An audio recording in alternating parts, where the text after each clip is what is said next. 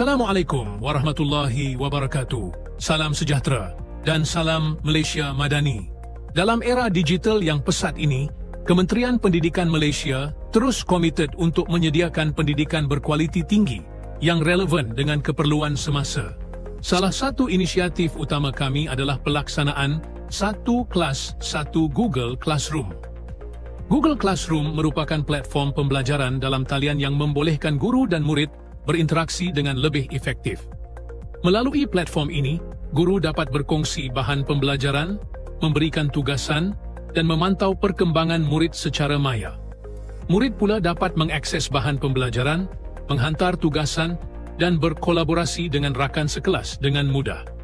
Pelaksanaan Satu Kelas Satu Google Classroom ini bukan sahaja memudahkan proses pengajaran dan pembelajaran, malah ia juga membina kemahiran digital murid yang amat penting untuk masa depan mereka.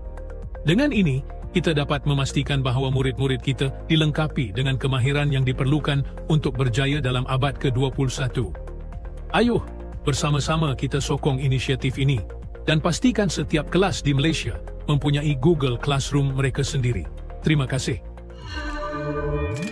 Mari bersama kita jelajah dalam dunia digital yang indah. Haris, apa awak buat? Tengah cari idea MOE saya nak isi nilam dalam AINS. Oh, cari idea di 5. Baguslah tu. Kawan-kawan, jangan lupa untuk catat dan ingat idea di 5 masing-masing. Ubur-ubur ikan lele. Mari kita dengar apa itu tips D5 leh. Dunia berubah. Pastikan anda tahu ID MOE dan kata lalu masing-masing. Jangan kongsi kata lalu anda kepada orang lain. Takut-takut ada scammer yang hack akaun anda. Logik ini di hadapan mataku. Sentiasa rekod bacaan nilam anda dalam AINS untuk bata ganjaran. Sentiasa semak kerja sekolah anda di dalam Google Classroom. Suka main Minecraft dan juga robotik?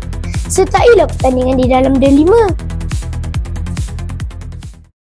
Bukan sekadar layar